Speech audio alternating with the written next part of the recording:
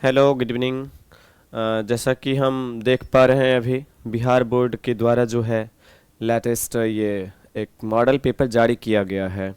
आप लोगों में या बहुते स्टूडेंट्स में ये कन्फ्यूजन बना हुआ था लगातार कि आखिर इस बार जो बोर्ड एग्ज़ाम होने वाली है, आगामी बोर्ड परीक्षा जो है, इसमें कितने क्वेश्चन और किस टाइप के रहेंगे, वस्तुनिष्ठ प्रश्न कितने रहेंगे, इसके बाद शॉर्ट आंसर टाइप क्वेश्चन कितने रहेंगे, लॉन्ग आंसर टाइप क्वेश्चन कितने रहेंगे। तो इन चीज़ों को लेके एक कन्फ्यूजन बना हुआ था, जिस कन्फ्यूजन को दूर करने के लिए जो है बिहार विद्यालय परीक्षा समिति पटना के द्वारा एक सभी सब्जेक्ट्स का एक मॉडल पेपर जारी कर दिया गया है। उस मॉडल पेपर को आप जो है देख पाएंगे। उस मॉडल पेपर में जो क्वेश्चन है, क्वेश्चन का क्या पैटर्न रहने वाला है, इन चीज़ों को बेहतर समझ पाएंगे।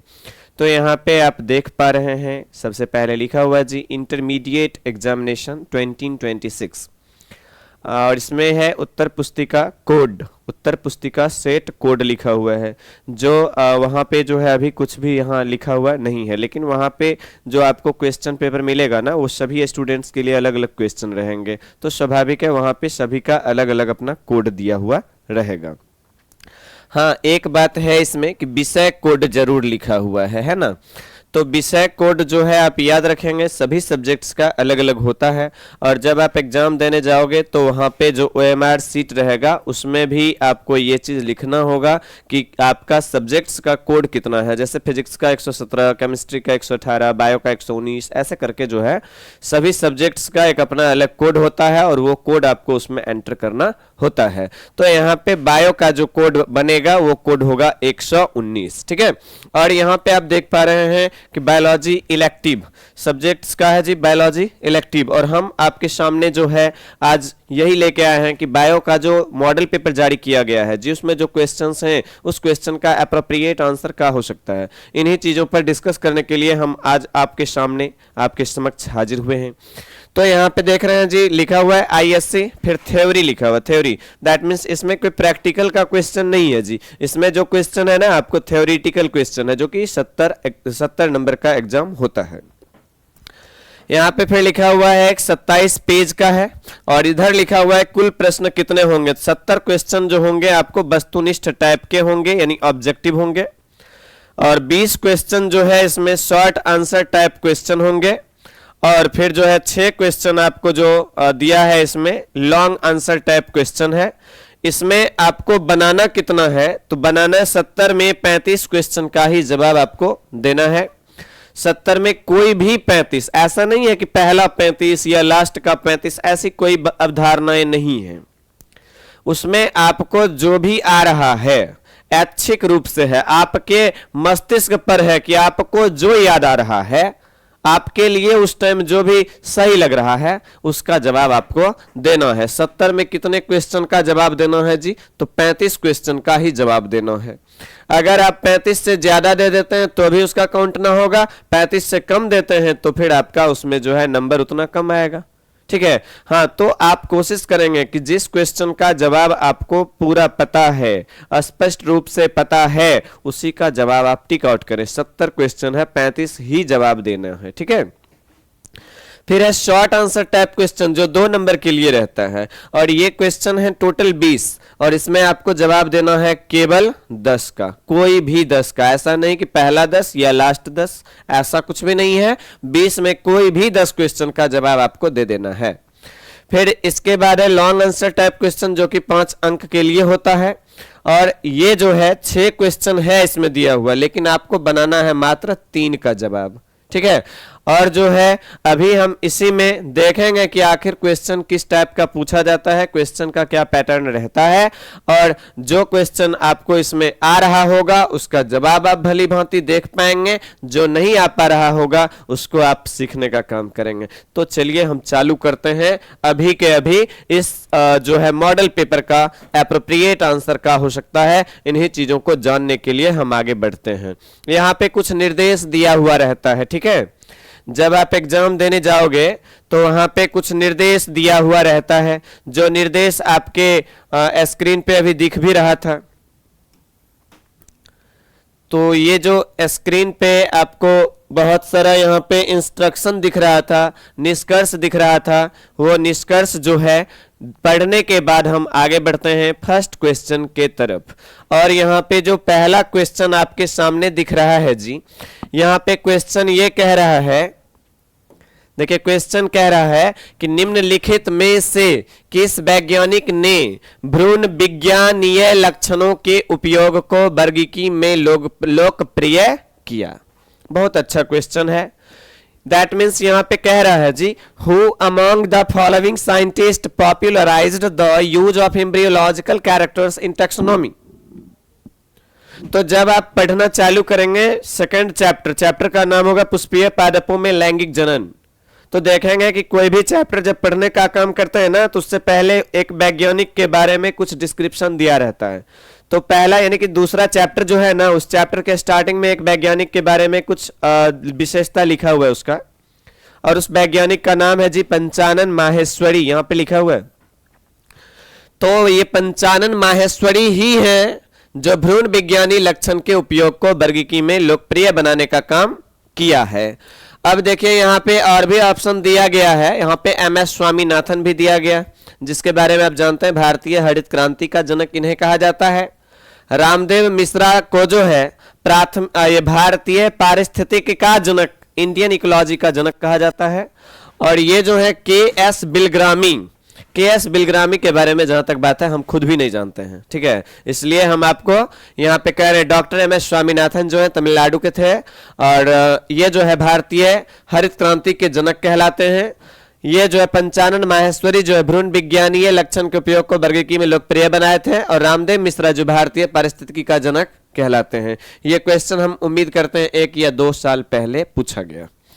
चलिए फिर दूसरा क्वेश्चन देखते हैं कि निम्न में से कौन पौधा भारत में आयातित गेहूं के साथ आया। आप दूसरा चैप्टर में पढ़े थे कि जो परागकणों के द्वारा कुछ एलर्जी उत्पन्न होती हैं, ठीक है, पार्थेनियम यहाँ पे नाम लिखा हुआ है। तो गेहूं का जो पौधा हरित क्रांति के दौरान मैक्सिको से जो लाया गया था, तो उसके साथ गेहूं के बीज के साथ ही पार्थेनियम हिस्टेरोफेरम, क्या नाम बोल रहे हैं जी, पार्थेनियम हिस्टेरोफेरम की कुछ प्रजातियां आ गई, जो भारत में इतना ज्यादा फैल गया कि उससे निजात पाना मुश्किल हो गया। समझ गए? तो यहां जवाब जो है इसका क्या हो जाएगा, पार्थेनियम हो जाएगा। और पार्थेनियम को ही जो है ना हम गाजर घास के नाम से भी जानते हैं।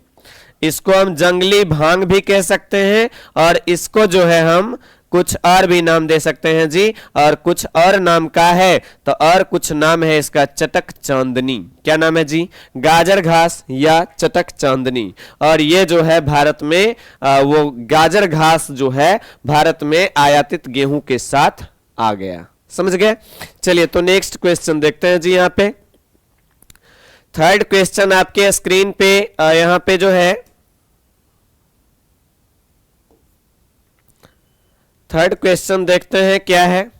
तो थर्ड क्वेश्चन में आपको जो है ये है, किस पौधे के परिपक्व बीज में भ्रूणपोष विद्यमान रहता है।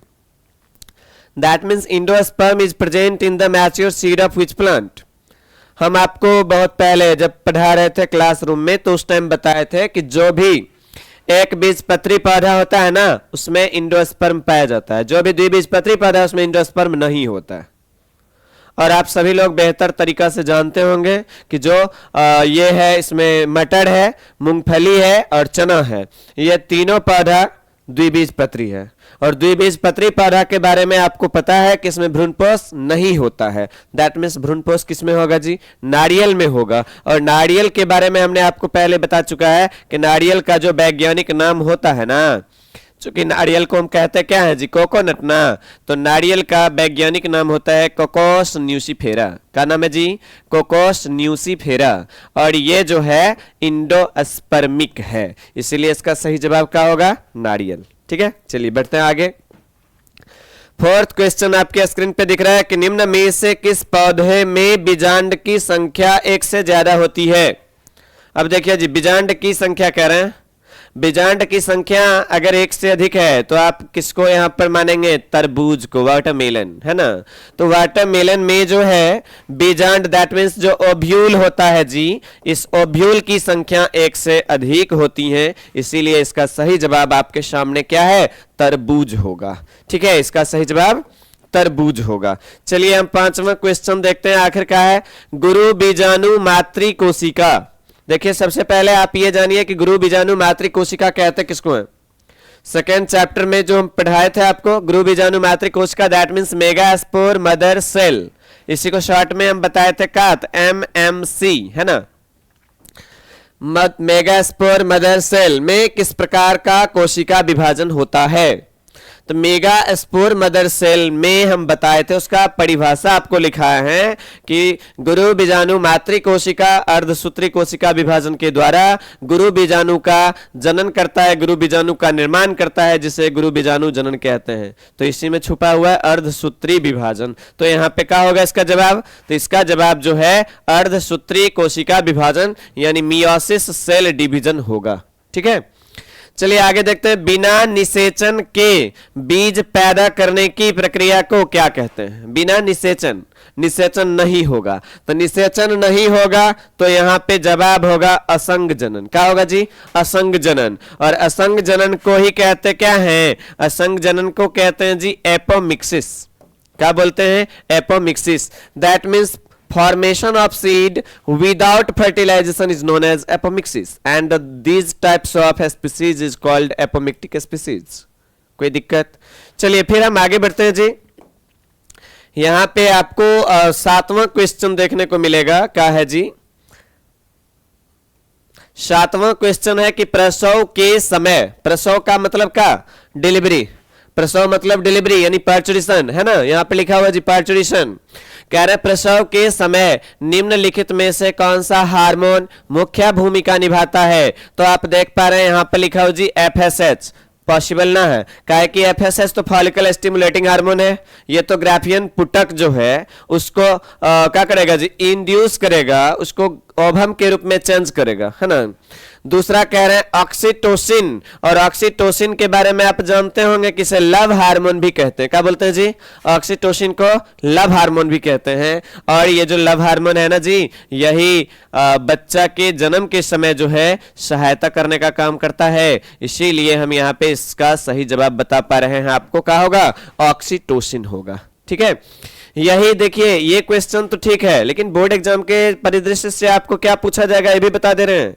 वहां पे पूछा जाएगा कि अंडोत्सर्ग किस हार्मोन के द्वारा होता है। तो अंडोत्सर्ग का बात जब आए तो समझ जाना वहां पे LH होगा। LH that means luteinizing hormone. ठीक है, तो उसका जवाब ये होगा। चलिए हम आगे देखते हैं क्या है।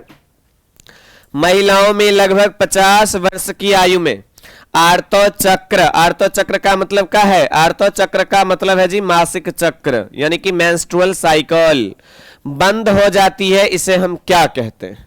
तो हम बताए थे कि 12 से 13 वर्ष की अवस्था में पहली बार ये मासिक चक्र होती है, और मासिक चक्र जब पहली बार होती है तो इसे मेनार्क कहते हैं। क्या बोलते हैं जी? मेनार्क कहते हैं।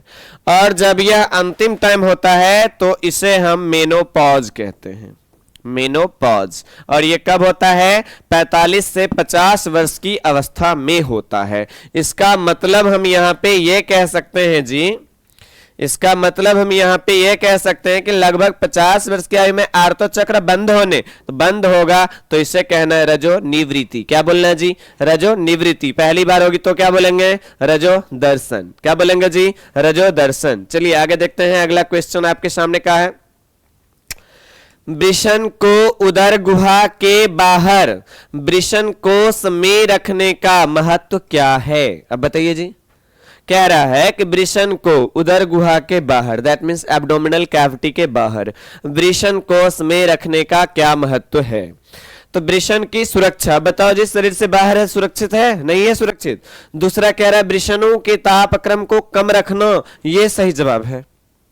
वृषण के तापक्रम को कम रखेगा। अगर शरीर के बाहर है तब तो तापमान कम रहेगा, शरीर के अंदर अगर रहेगा तापमान ज्यादा होगा। और हम बताए थे कि जब तापमान ज्यादा होगा इस कंडीशन में उसमें स्पर्म का निर्माण अपेक्षाकृत कम होगा, जो बांझपन का एक कारण बनेगा। इसीलिए कह रहे हैं कि वृषण का जो टेम्परेचर है उस टेम्परेचर को लो रखने का काम करेगा। इसीलिए हम कह रहे हैं वृषण के तापक्रम को कम रखना, ये जो है वृषण कोश का यानी कि यहां पे इंपोर्टेंस है, रोल है। चलिए हम यहां पे इसका सही जवाब आपको बता रहे हैं जी। इसका सही जवाब होगा वृषणों के तापक्रम को कम रखना। चलिए नेक्स्ट क्वेश्चन की ओर बढ़ते हैं जी। नेक्स्ट क्वेश्चन आपका जो है क्या कह रहा है,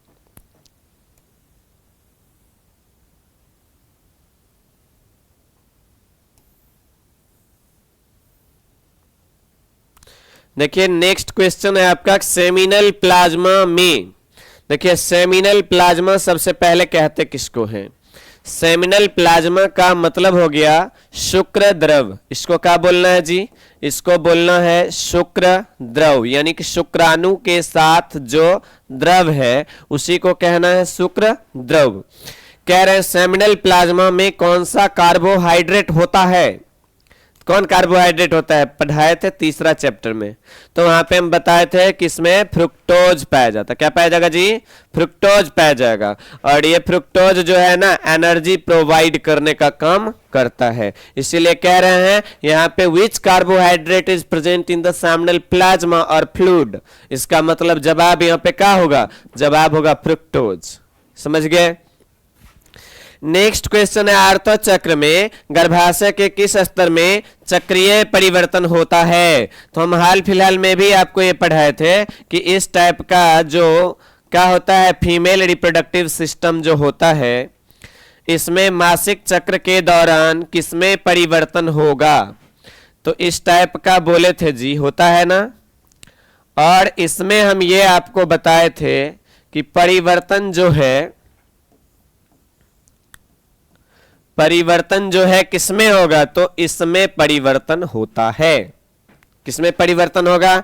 तो जो गर्भाशय का अंतः स्तर है उसमें परिवर्तन होगा, एंडोमेट्रियल लाइन में परिवर्तन होगा। तो यहाँ पे इसका जवाब क्या हो जाएगा? गर्भाशय अंतः स्तर होगा, that means endometrium of uterus होगा। और ये क्वेश्चन हम उम्मीद करते हैं इससे पहले जो आपका स्कूल में टेस्ट हुआ था ना उसमें भी ये क्वेश्चन पूछा था, लेकिन वहां पर ऐसे नहीं था। वहां पे लिखा था कि मासिक चक्र के दौरान गर्भाशय की कौन भित्तियां झड़ती हैं, तो उसका भी जवाब यही होगा, एंडोमेट्रियम। ठीक है, तो यहाँ पे जो कह रहा है आर्तो चक्र में गर्भाशय के किस स्तर में चक्रीय परिवर्तन होता है? तो इसका जवाब जो है गर्भाशय अंतः स्तर होगा। ठीक है, नेक्स्ट क्वेश्चन की ओर बढ़ते हैं। और जो नेक्स्ट क्वेश्चन है आपके स्क्रीन पे थोड़ा ऐसा हो रहा है कि ये क्वेश्चन जो है एक आध बार अपने आप जो है आगे पीछे हो जा रहा है।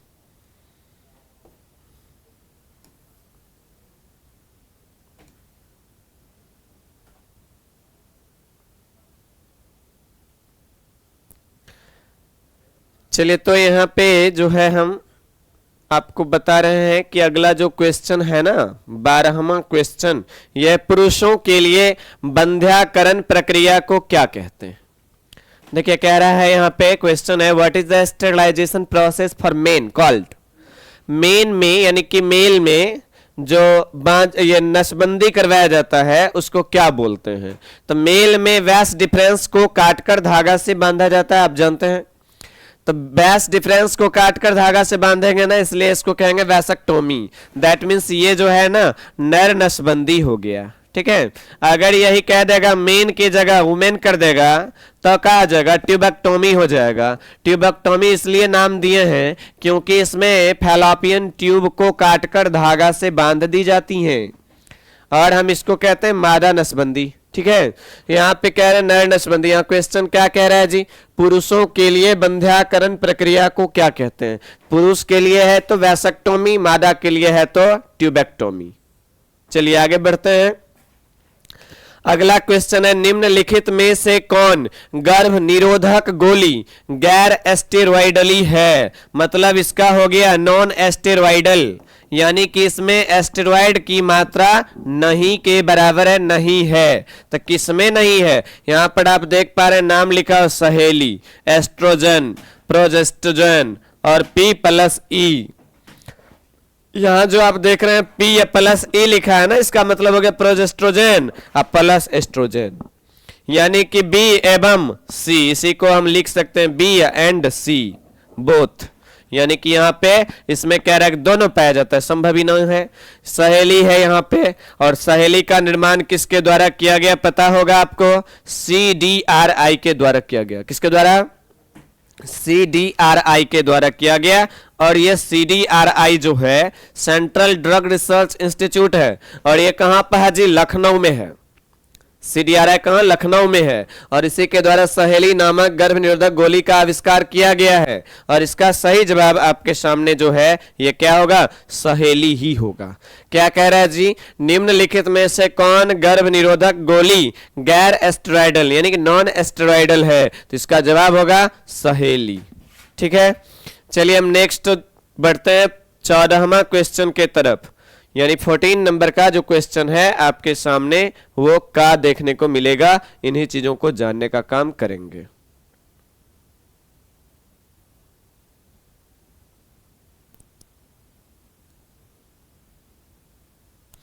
देखिए 14 नंबर क्वेश्चन है, प्राथमिक अंडक में, प्राथमिक अंडक यानी प्राइमरी oocyte कह रहा है। ठीक है, प्राथमिक अंडक में होने वाले कोशिका विभाजन के बारे में क्या गलत है? पहले सही क्या है? सही आप जान लीजिए, तो ऑलरेडी गलत आप याद रख लीजिएगा। क्या है? हम कह रहे थे क्या कि जब सबसे पहले ना उगोनिया बनती है। क्या बनती है जी? उगोनिया। उगोनिया में कोशिका विभाजन होगा कौन सा? उगोनिया में समसूत्री कोशिका विभाजन होती है, समसूत्री कोशिका विभाजन होगी। और इससे क्या बनता है? यहां पे इससे बनता है प्राइमरी oocyte। क्या बनेगा जी? Primary oocyte। अब कह रहे हैं कि इस प्राइमरी oocyte में होता है अर्धसूत्री कोशिका विभाजन। यहां पे लिखा हुआ ना, अर्धसूत्री कोशिका विभाजन होगी। अर्धसूत्री कोशिका विभाजन जब होगी तो इससे जो है ना यहाँ पे एक ओभा यानी कि सेकेंडरी oocyte बनेगी। और यहाँ पे जो आप देख पा रहे हो इसको कहना क्या है? Secondary oocyte। इसको क्या कहना है? तो इसको कहना है प्राइमरी पोलर बॉडी या फर्स्ट पोलर बॉडी इसको कहा जा सकता है। चलिए, तो फर्स्ट पोलर बॉडी। फिर कह रहे हैं इसमें ना कोशिका विभाजन होगा, अर्धसूत्री कोशिका विभाजन। अर्धसूत्री बताए थे 2 बार होता है, तो अर्धसूत्री 2 यहां पर लिख दे रहे हैं हम। अर्धसूत्री 2 यानी अर्धसूत्री पहला बार हो रहा है ना, पहला बार हो रहा है, इसलिए यहां पे 2 लिखना गलत है, अर्धसूत्री 1 होगा। ठीक है, पहला बार कोशिका विभाजन हो रहा है यहां पे, इसीलिए हम यहां पे कह रहे हैं अर्धसूत्री कोशिका विभाजन फर्स्ट टाइम हुई है, इसीलिए यहां पे अर्धसूत्री 1 लिखना जरूरी है। ठीक है, चलिए, तो इसके बाद कह रहे हैं यहाँ पे क्या बनेगा? यहाँ पे एक ओभा फॉर्मेट, एक ओभा का निर्माण होगा, ओभा फॉर्मेशन होगा। और बाकी सब यहाँ पे क्या बनेगा जी? ये सब जो बनेगा ना सेकंड पोलर बॉडी का निर्माण करने का काम करेगा। तो यहाँ पे क्वेश्चन कह रहा है कि प्राथमिक अंडक में होने वाले कोशिका विभाजन के बारे में क्या गलत है? तो गलत क्या है जी? अर्धसूत्री विभाजन। बताइए, इसमें अर्धसूत्री विभाजन तो हो ही न रहा है, इसलिए ये तो गलत है नहीं, ये तो सही है। कह रहा है दूसरा अनइक्वल डिवीजन। अनइक्वल मतलब क्या? समसूत्री नहीं हो रहा है, तो सही बात है, समसूत्री नहीं हो रहा है। तीसरा है अगुणित द्वितीयक अंडक और ध्रुवीय पिंड का बनना। ये भी देख लीजिए, यहाँ पे क्या अगुणित द्वितीयक अंडक, द्वितीयक अंडक मतलब सेकेंडरी oocyte बन रही है ना, और क्या बन रहा है जी? प्राइमरी oocyte भी बन रहा है, यानी कि ध्रुवीय पिंड भी बन रहा है, ध्रुवीय काय भी बन रहा है। इसका मतलब ए बी सी ये तीनों ऑप्शन में कोई नहीं होगा। क्या होगा? तो यहाँ पे जवाब जो है समसूत्री विभाजन होगा, इसमें समसूत्री विभाजन नहीं होता है। प्राइमरी oocyte ये है, प्राइमरी oocyte में अर्धसूत्री विभाजन होता है। अगर अर्धसूत्री का बात होगा तो वह होगा, समसूत्री नहीं होगा इसमें। समझ गया? चलिए आगे बढ़ते हैं जी। अगला है, किसने जैव विविधता शब्द को प्रचलित किया? क्या है जी? किसने जैव विविधता शब्द को प्रचलित किया? ऑप्शन आपके सामने, रॉबर्ट मीड, एडवर्ड विल्सन, गॉसे, और अगला है जी डेविड टिलमैन। ये शॉर्ट नाम है, टिलमैन लिखा हुआ टिलमैन, लेकिन एडवर्ड ये डेविड टिलमैन है, ठीक है। तो कह रहा है जैव विविधता शब्द को प्रचलित किसने किया, बायोडायवर्सिटी टर्म को किसने पॉपुलराइज्ड किया। इसका जवाब जो है आपके सामने एडवर्ड विल्सन होगा। क्या होगा जी, एडवर्ड विल्सन होगा यहाँ पे जवाब। चलिए नेक्स्ट क्वेश्चन की ओर बढ़ते हैं। अगला है जातीय विविधता के आकलन में कौन समूह शामिल नहीं है। देखिए कवक शामिल तो है ही, शैवाल भी शामिल है, आवृतबीजी पौधे भी शामिल हैं, प्रोकैरियोटिक शामिल नहीं है। इसका मतलब यहाँ पे जवाब डी ऑप्शन आपके सामने जो है करेक्ट है, ठीक है। फिर हम आगे बढ़ते हैं। क्वेश्चन क्या था, which group is not included in estimates of special diversity, यानी जातीय विविधता के आकलन में कौन समूह शामिल नहीं है। इसका जवाब जो है प्रोकैरियोट्स होगा, ठीक है। आगे बढ़ते हैं, अगला क्वेश्चन आपके सामने, अगला क्वेश्चन लेकर चल रहे हैं 16 के बाद 17 नंबर का है।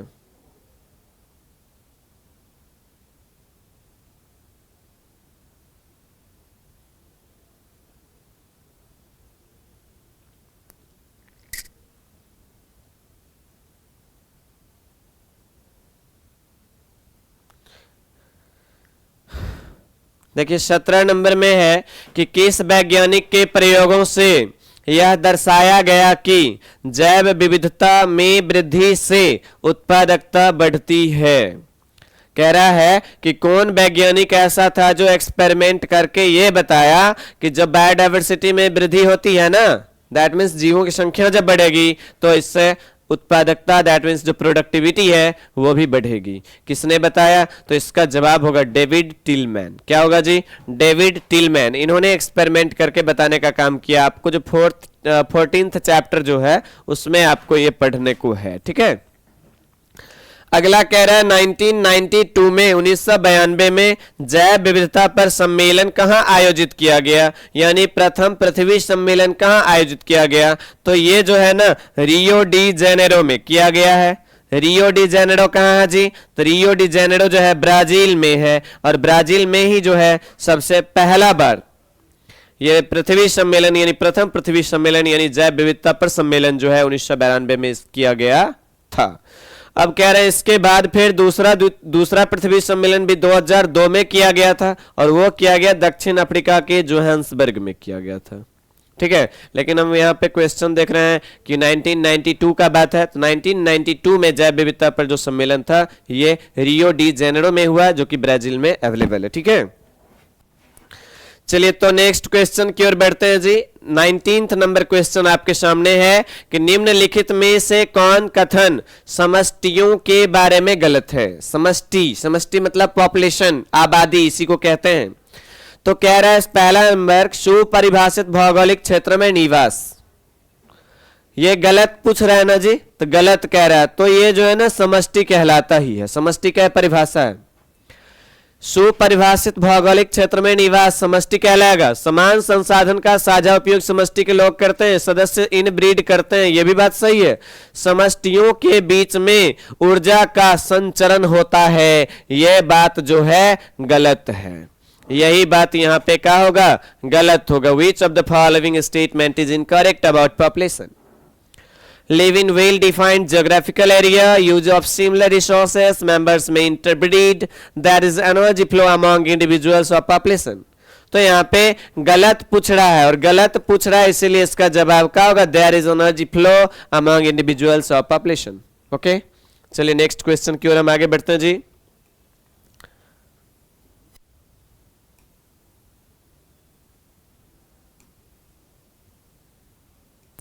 चलिए 20वां क्वेश्चन आपके सामने है कि निम्नलिखित में से कौन सा पौधा परागण के लिए लैंगिक कपट का सहारा लेता है। अरे भाई ये क्वेश्चन तो एकदम बहुत गजब का क्वेश्चन है। लैंगिक कपट का मतलब क्या होता है। देखो जी, लैंगिक कपट का मतलब होता है कि हम जब यौन व्यभिचार करते हैं, जैसे देखता है आजकल तो बहुत रेप की घटना बहुत ज्यादा बढ़ चुकी है। तो रेप का जब बात आएगा ना, तो उसमें क्या करता है, लुभाने के लिए, आकर्षित करने के लिए, बहलाने फुसलाने के लिए हम लोग अलग अलग तरीका का प्रयोग करते हैं, है ना। अब देखो होता क्या है, यहाँ पे कह रहा है कि कौन सा पौधा परागण के लिए लैंगिक कपट का सहारा लेता है। अभी जैसे देखता है कि मतलब किसी को जो है कोई लेटर वगैरह भिजवाना है, देखता होगा बच्चा लोग को एकदम टॉफी देके के फुसला लेता है, बहला फुसला लेता है ना। आजकल देख रहा है बहुत एक गाना, बहुत भोजपुरी में एक गाना बहुत फेमस हो रहा है ना, कि मतलब चिलगम खिला के लेत रहे, कुछ आगे और बोलता है हमको पता नहीं है, लेकिन यहाँ पे सोचने वाली बात है जी कि यहाँ पे भी वही काम किया जा रहा है, लैंगिक कपट मतलब सेक्सुअल डेसिट, यानी कि यहाँ पे ये किया जाता है कि मतलब पौधा में परागण के लिए कीट को वह लुभाता है, कीट को वह ये दिखाता है कि अरे ये अपने जात का है, चलो यहाँ पे परागण का स्थानांतरण कर दो। और ये जो है ना किसमें किया जाता है यही पूछ रहा है। तो ऑर्किड्स का जो कुछ वेराइटी है ना, ऑर्किड्स का कुछ स्पीसीज है जिसमें यहाँ पे एक ऑप्शन आपको दिख रहा होगा, पहला ऑप्शन है आफ्रीस। तो आफ्रीस जो है इसमें लैंगिक कपट परागण के लिए जो है लैंगिक कपट का सहारा लेने का काम करता है। तो यहाँ पे इसका जवाब जो है आफ्रीस होगा, ये आफ्रीस। निम्नलिखित में से कौन पौधा परागण के लिए लैंगिक कपट का सहारा लेता है? लैंगिक कपट का सहारा लेगा आफ्रीस, ठीक है। चलिए नेक्स्ट क्वेश्चन की ओर बढ़ते हैं कि बाघ आरक्षित यानी टाइगर रिजर्व इसी को कहते हैं ना, टाइगर सेंसस और टाइगर रिजर्व्स, ठीक है। Tiger reserves and national park में बाघ गणना का आधार क्या है? बाघ को कैसे गिनते हैं? बाघ को जाके गिनेंगे? नहीं गिनेंगे, बल्कि बाघ जो चल रहा है ना, तो ओकर जो पग चिन्ह है यानी ओकर पूरा जो पैर का जो चिन्ह है और जो मल गुटिकाएं हैं यानी कि वो जो मल त्याग करती हैं, इन्हीं के आधार पर उसका काउंटिंग करते हैं, उसका सेंसस करते हैं, गणना करते हैं। तो यहाँ पे इसका जवाब क्या होगा? गिनती नहीं होगा। गिनती कैसे होगा? गिनती थोड़े करते हैं जी। पग चिन्ह और मल गुटिकाएं ये सही जवाब है। और यहाँ पे फोटोग्राफ है, फोटोग्राफ होगा, फोटोग्राफ करेंगे, फोटो खींचेंगे? नहीं। क्षेत्रवार गिनती ये भी नहीं। इसका सही जवाब क्या है जी? पग चिन्ह एवं मल गुटिकाएं, that means pug marks and faecal pellets. Okay, चलिए नेक्स्ट क्वेश्चन की ओर बढ़ते हैं और आपके सामने एक क्वेश्चन है, यदि समय t के संदर्भ में n यानी समय t पर समष्टि घनत्व का आरेख सिग्मोइड वक्र है तो उसे क्या कहते हैं? लॉजिस्टिक वृद्धि कहते हैं भाई। इतना सिंपल है, 13th चैप्टर का क्वेश्चन है। आपका चैप्टर नाम होगा ऑर्गेनिज्म एंड पॉपुलेशन, सबसे लास्ट में बताए होंगे। तो यहाँ पे यदि समय t के संदर्भ में n समय t पर समष्टि घनत्व का आरेख सिग्मोइड वक्र है, कर्व है, तो इसे क्या कहते हैं? लॉजिस्टिक वृद्धि कहते हैं। मिला लो, कहीं लॉजिस्टिक वृद्धि नजर आ रहा है? पहला ऑप्शन में है। क्या है जी? पहला ऑप्शन में है वर्ल्स पर्ल लॉजिस्टिक ग्रोथ, यानी कि ये जवाब जो है आपके सामने सही होगा। अगला क्वेश्चन है, निम्नलिखित में से कौन जाति के सदस्य जीवन काल में सिर्फ एक बार प्रजनन करते हैं? आप यहां पर एक तो जानते हैं क्या है? बांस है, और एक दूसरा प्रशांत महासागर में पाए जाने वाले साल्मन मछली। इन दोनों में प्रजनन एक ही बार होती है, और ये जो है ना क्वेश्चन पूछा जा चुका है बिहार बोर्ड के एग्जाम में, ठीक है। इसीलिए हमें यहाँ पे ऐसा फील हो रहा है कि इसका सही जवाब सी ऑप्शन होगा, ए एवं बी दोनों होगा, ठीक है। चलिए नेक्स्ट क्वेश्चन की ओर बढ़ा जाए। अगला क्वेश्चन जो हम देख पा रहे हैं 24 नंबर का, 24 नंबर में ऐसी पारस्परिक क्रिया जिसमें एक जाति को लाभ एवं दूसरे को न लाभ होता है और न हानि होता है। दैट मीन्स यहाँ पे हम बताए एक को लाभ हो रहा है और एक को न लाभ और न हानि हो रहा है, इसको हम क्या कहते हैं भाई? इसको कहते हैं सहभोजिता। क्या बोलते हैं इसको? सहभोजिता। अब कह रहे हैं एक को लाभ हो रहा है, एक को हानि हो रहा है, इसको क्या कहते हैं? इसको कहते हैं परजीविता। और मान लो एक को लाभ हो रहा है, दूसरा को भी लाभ हो रहा है, तो इसको क्या कहते हैं? तो इसको कहते हैं सिम्बायोसिस यानी सहजीविता। और ऐसा हमने आपको बताया था लाइकेन में कवक और शैवाल के बीच का रिलेशन होता है। तो यहाँ पे इसमें क्या है? एक को लाभ, दूसरा को ना लाभ ना हानि। क्या जवाब? सहभोजिता। बोलो कोई दिक्कत? चलिए नेक्स्ट क्वेश्चन की ओर बढ़ते हैं। अगला क्वेश्चन है आपके पास कि निम्नलिखित में से कौन पौधे को एक प्रकार के शलभ शलभ दैट मीन्स मॉथ के प्रयोग से ऑस्ट्रेलिया में नियंत्रित किया गया था। नियंत्रित किसे किया गया? कैक्टस को नियंत्रित करने का काम किया, जिसको हम क्या बोलते हैं जी? नागफनी भी कहते हैं। कैक्टस नागफनी कहते हैं। ठीक है, चलिए नेक्स्ट क्वेश्चन की ओर बढ़ते हैं। 26 नंबर क्वेश्चन आपके सामने है। निम्नलिखित में से कौन पौधा विषैला हृदय ग्लाइकोसाइड उत्पन्न करता है?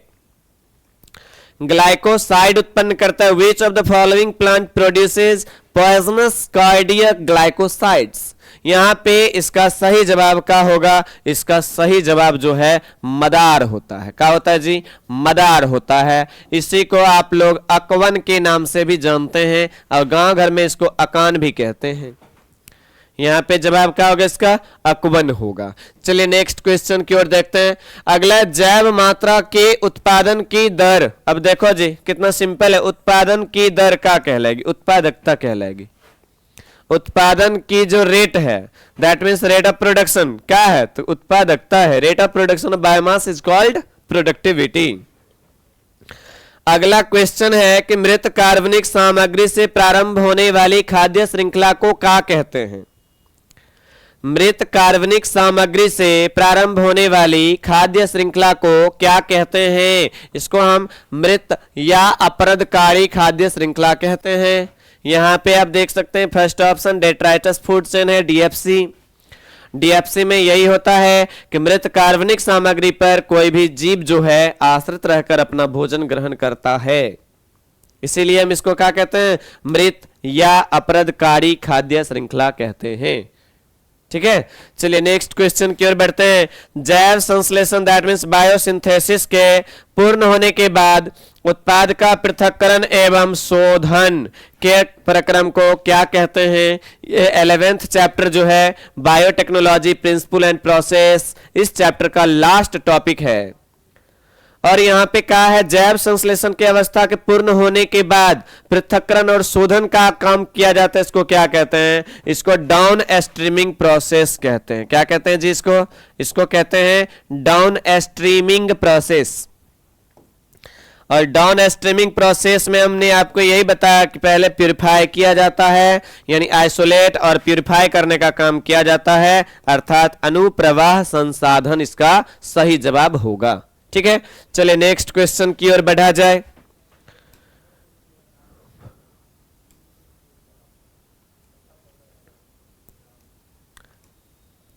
चलिए नेक्स्ट क्वेश्चन कह रहा है कि पीसीआर में प्रयुक्त, पीसीआर में प्रयुक्त दैट मीन्स पीसीआर में यूज होने वाले एक ताप अस्थाई, जिसको हम थर्मोस्टेबल भी कहते हैं, ताप अस्थाई डीएनए पॉलीमेरेज एंजाइम को किस जीवाणु से अलग किया जाता है? पहले तो क्या करो ना, इस जीवाणु का नाम लिख लो जी। इस जीवाणु का नाम का थर्मोस्टेबल डीएनए, डीएनए ठीक, डीएनए टेक पॉलीमेरेज एंजाइम, इसी को कहा जाता है। क्या कहा जाता है जी? DNA Taq polymerase enzyme. कह रहा है ये किस जीवाणु से अलग किया जाता है? टेक है ना यहाँ पे, तो टी से हो गया थर्मस, ए क्यू से हो गया एक्वाटिक्स। क्या जवाब? Thermos aquatics. यह बैक्टीरिया का नाम है और इसी बैक्टीरिया के द्वारा जो है क्या प्राप्त किया जाता है? Thermostable DNA Taq polymerase enzyme प्राप्त किया जाता है। ठीक है, चलिए नेक्स्ट क्वेश्चन की ओर बढ़ा जाए। अगला, डीएनए पर किस प्रकार का आवेश होता है? ये क्वेश्चन हमने कई बार कर दिया है और हम बताए थे कि ये आपके टेस्ट में भी ये क्वेश्चन था कि डीएनए पर कौन सा चार्ज होगा। डीएनए पर जो है निगेटिव चार्ज होता है और डीएनए जो है ऋण आवेशित होता है। डीएनए का होता है जी? ऋण आवेशित होता है। चलिए हम नेक्स्ट क्वेश्चन की ओर बढ़ते हैं। अगला क्वेश्चन जो है आपके सामने यह डीएनए के पृथक्करण में, डीएनए को आइसोलेट करने में, डीएनए को अलग करने में शोधित डीएनए का अवक्षेपण यानी प्रिसिपिटेट प्राप्त कब होता है? किस चीज को मिलाते हैं तो प्राप्त होता है? तो जब आप चिल्ड इथेनॉल मिलाते हैं, द्रुत शीतित इथेनॉल मिलाते हैं, तो जाके प्रिसिपिटेट डीएनए का अवक्षेप प्राप्त होता है। यहां पे जवाब क्या होगा जी? चिल्ड इथेनॉल होगा। ठीक है, जब आप शॉर्ट नोट्स बनाए थे चैप्टर 11th में तो उसमें आपको ये चीज पढ़ने को मिला था, हम बताए हैं आपको।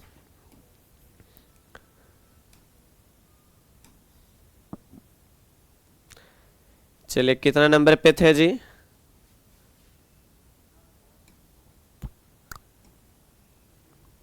29 नंबर तक शायद बता दिए हैं, है ना?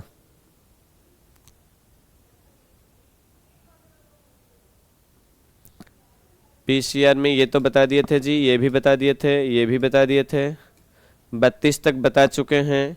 33 से चलते हैं। अगला क्वेश्चन है, निम्नलिखित में से किसका प्रयोग जीवाणु कोशिका को डीएनए लेने के लिए सक्षम बनाने के लिए प्रयोग किया जाता है? बताइए, निम्नलिखित में से किसका प्रयोग जीवाणु कोशिका को डीएनए लेने के लिए यानी बैक्टीरियल सेल को डीएनए एक्सेप्ट करने के लिए सक्षम बनाने के लिए तैयार करता है? कौन? तो डाइवैलेंट कैटायन होगा इसका जवाब। क्या होगा जी? डाइवैलेंट कैटायन का प्रयोग किया जाता है, डाइवैलेंट धनायन का प्रयोग किया जाता है। अगला है कि निम्नलिखित में से किसका प्रयोग जंतु कोशिका, देखिए यहां पे कह रहा है एनिमल सेल, जंतु कोशिका के लिए क्लोनिंग वेक्टर के रूप में किसका प्रयोग होगा? जंतु कोशिका कह रहा है ना, तो जंतु कोशिका के लिए क्लोनिंग वेक्टर जो होता है इसका नाम है जी रेट्रोवायरस। तो यहाँ पे इसका जवाब रेट्रोवायरस होगा। रेट्रोवायरस का प्रयोग जो है यहाँ पे एज ए क्लोनिंग वेक्टर किया जाता है। अगर यही प्लांट सेल रहे तो क्या हो जाएगा जवाब? प्लांट सेल रहेगा तो टी.आई. प्लाज्मिड होगा, बट यहाँ पे एनिमल सेल है और एनिमल सेल होने के नाते यहाँ पे हमें रेट्रोवायरस देना है। ठीक है, चलिए नेक्स्ट क्वेश्चन देखते हैं। 35 नंबर का क्वेश्चन है, डीएनए के खंड का परपोषी जीवाणु में प्रवेश कराना क्या कहलाता है? That means what is the process of introduction of a piece of DNA into host bacterium called? यहाँ पे कह रहा है कि एक जो होस्ट है, एक जो पोषी कोशिका है, उसमें हम क्या कर रहे हैं? तो रिकॉम्बिनेंट डीएनए को प्रवेश करवा रहे हैं। जैसे मान लीजिए ये एक होस्ट है, इसमें हम क्या कर रहे हैं? रिकॉम्बिनेंट डीएनए को प्रवेश करा रहे हैं। हमने आपको बताया था रिकॉम्बिनेंट डीएनए को प्रवेश कराने के लिए अलग अलग तकनीक बताए थे। अगर जंतु कोशिका होगा तो माइक्रो इंजेक्शन, यही अगर प्लांट सेल होगा तो बताया बैलिस्टिक या जीन गन या गोल्ड बुलेट मेथड, यही बताया बैक्टीरिया अगर होगा तो हो जाएगा हीट शॉक मेथड। कह रहा है कि अगर इसके द्वारा हम जो है ना पहुंचा रहे हैं, इसमें रिकॉम्बिनेंट डीएनए को प्रवेश करवा रहे हैं, तो इसे क्या कहेंगे? तो इसे जो है ना ट्रांसफॉर्मेशन कहते हैं, यानी रूपांतरण कहते हैं। क्या बोलते हैं जी? ट्रांसफॉर्मेशन कहते हैं। कहीं है? हाँ, यहाँ पे पहला ऑप्शन है। What is the process of introduction of piece of DNA into host bacterium is called transformation. Okay.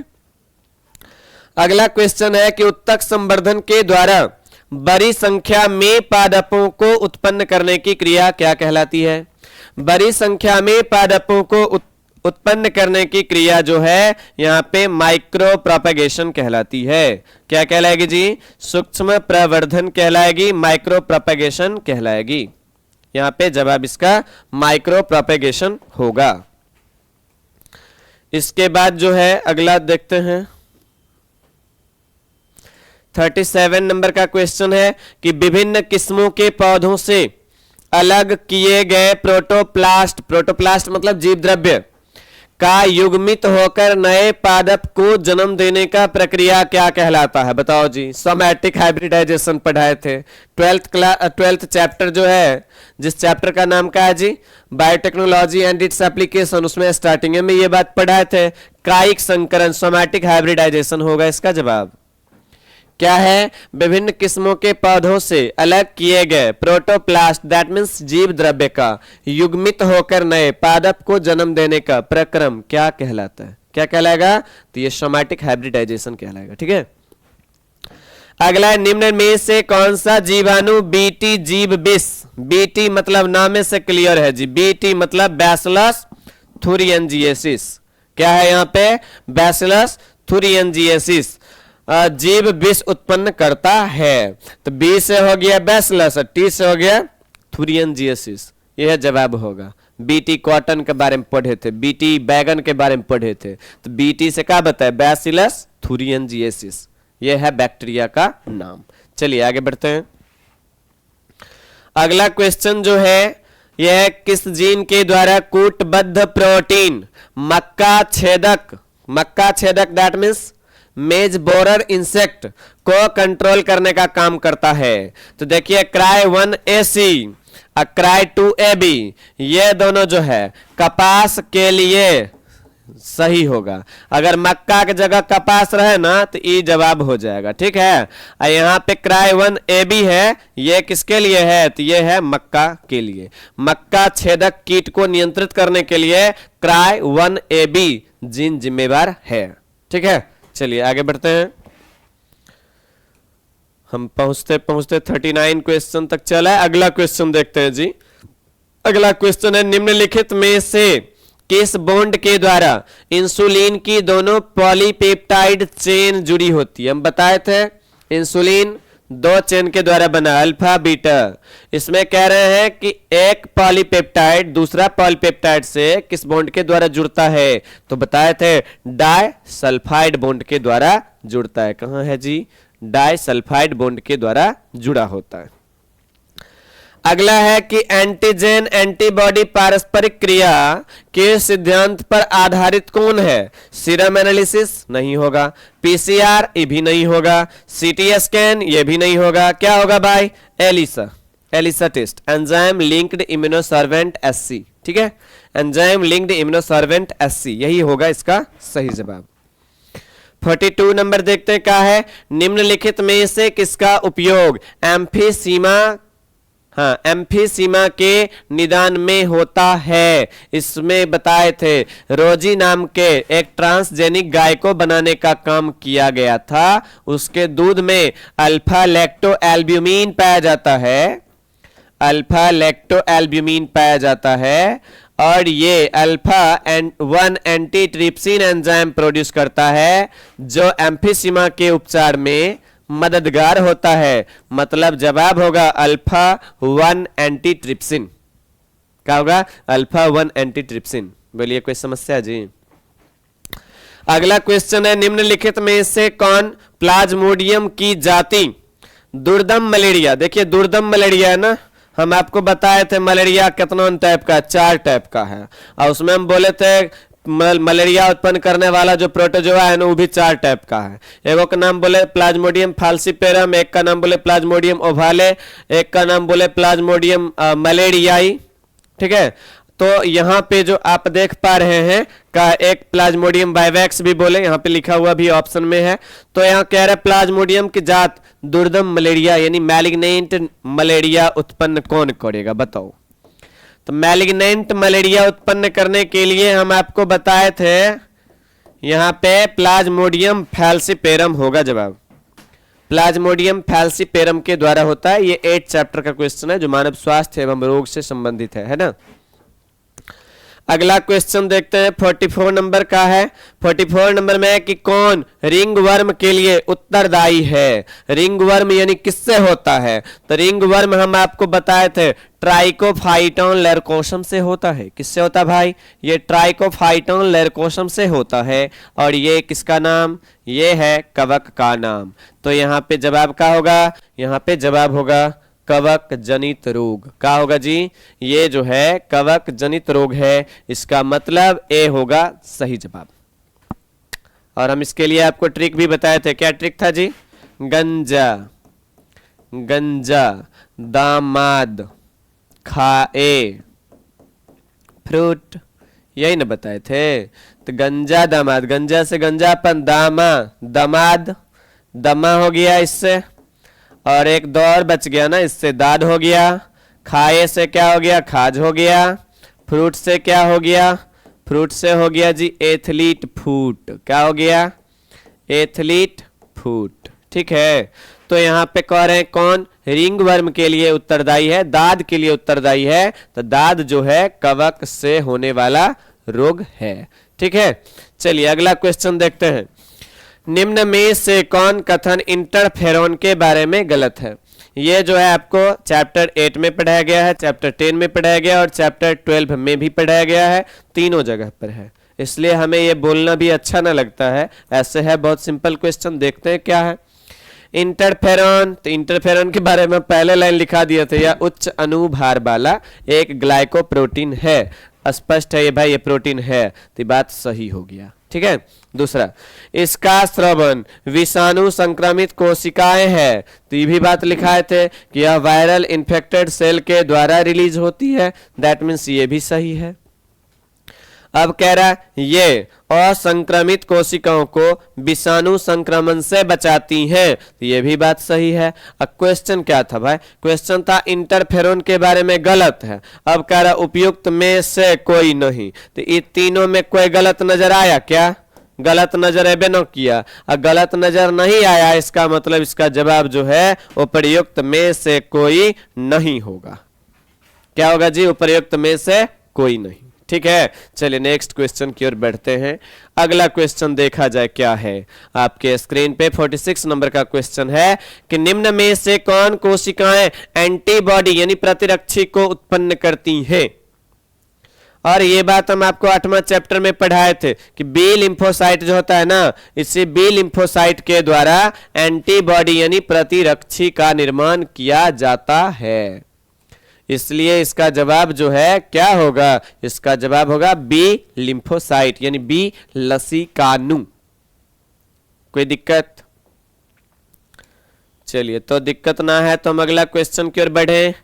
देख सकते हैं यहां पर लिखा हुआ लिम्फोसाइट है ना जी। अगला है कि निम्नलिखित में से कौन प्रतिरक्षा अनुक्रिया निरोप को अस्वीकृत करती है? दैट मीन्स रिजेक्ट करती है। Which of the following immune responses rejects graft?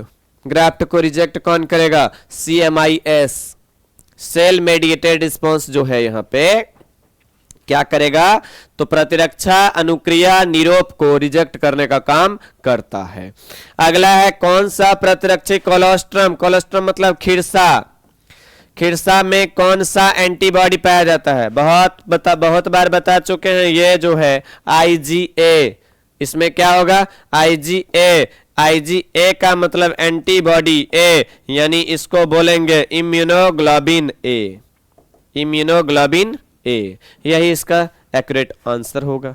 चलिए नेक्स्ट क्वेश्चन की ओर बढ़ा जाए। अगला क्वेश्चन 49 नंबर में है। 49 में क्या था जी? हेरोइन के बारे में था ना। एक पेज एक्स्ट्रा भाग गया।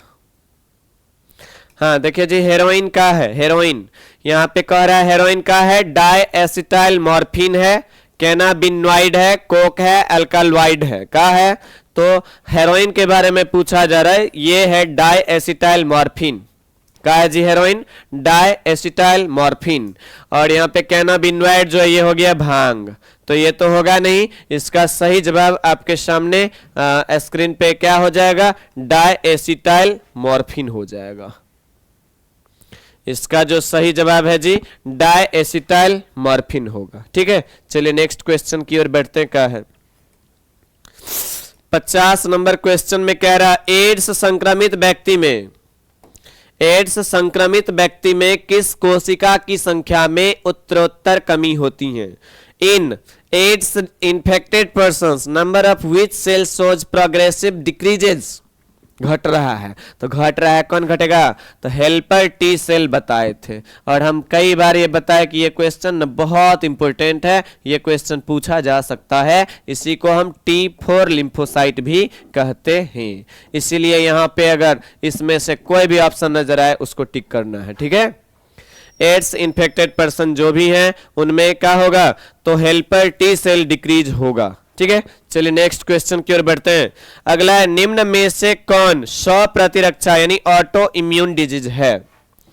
ऑटो इम्यून डिजीज कौन है? एड्स नहीं है।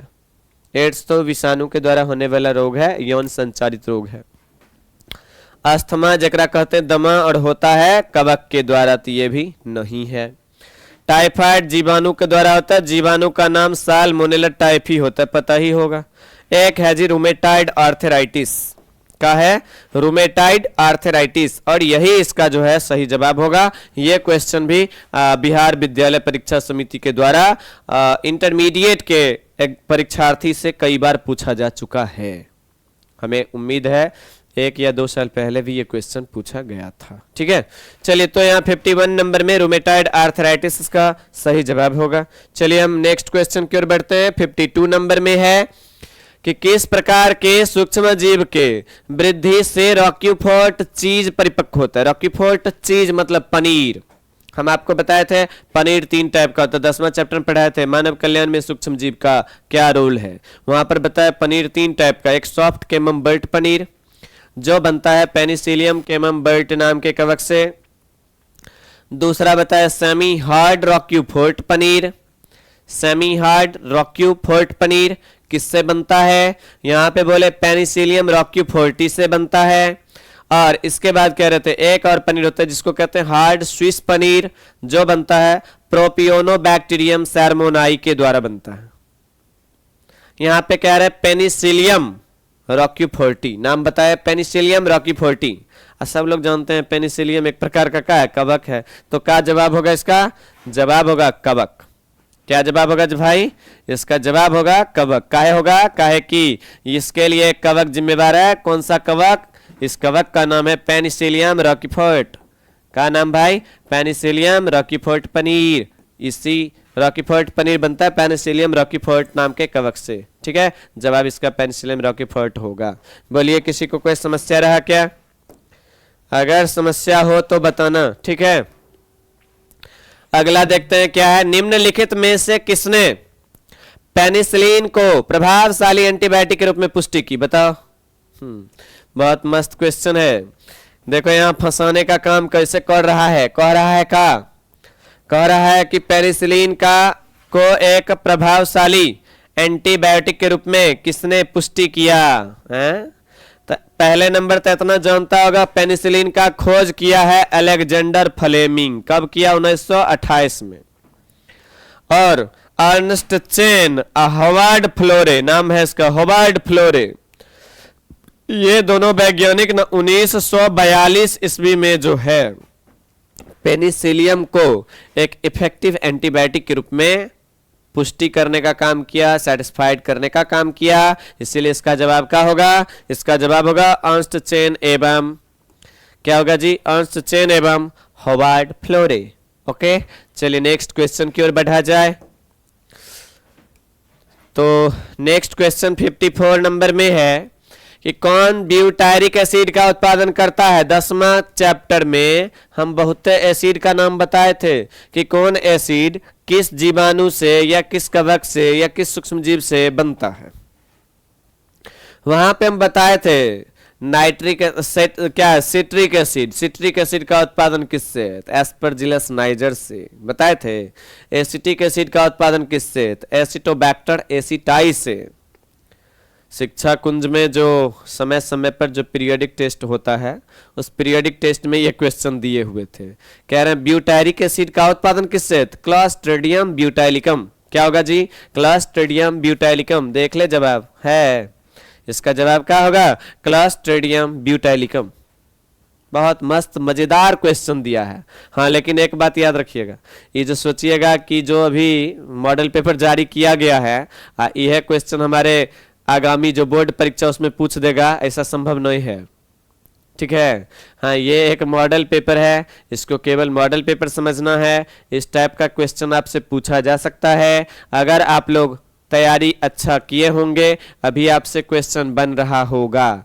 अगर बेहतर तैयारी नहीं कर पा रहे होंगे तो आपको अभी भी जो समय है इस समय में इसी प्रकार के क्वेश्चन को रिवाइज करना है, इसी प्रकार के क्वेश्चन को पढ़ना है, या किसी का सहारा लेकर भी आपको इसी टाइप के प्रश्न को पढ़ना है। इन बातों को याद रखें। ओके, और कोई भी लोग ये कह देगा कि भाई ये क्वेश्चन पूछबे करेगा, हम लोग भी बोलते हैं।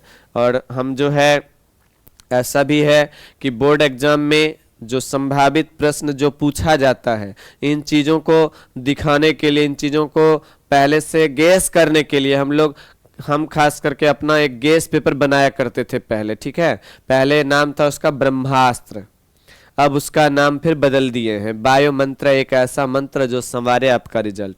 खुद गेस पेपर बनाते हैं लेकिन फिर भी कह रहे हैं हमारा जन्म ब्रह्मा जी के मुंह से नहीं हुआ है, हम जो आपको बोल रहे हैं एक्यूरेट पूछबे करेगा, ऐसा कोई बात नहीं है।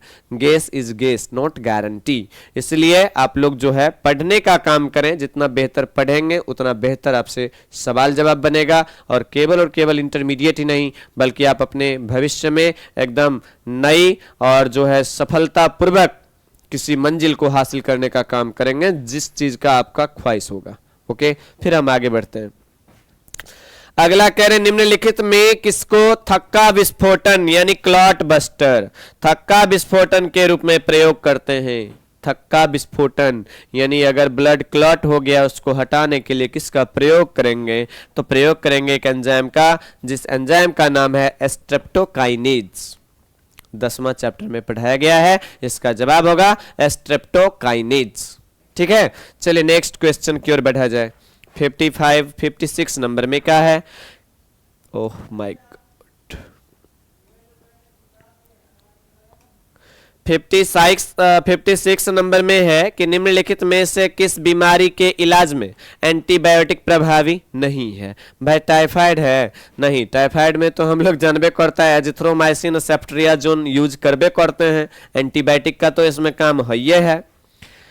बच गया टीबी, तो टीबी में हम लोग रिफाम्सिन हो गया, स्ट्रेप्टोमाइसिन हो गया, इसका प्रयोग करबे करते हैं, एंटीबायोटिक का यहाँ पे काम है।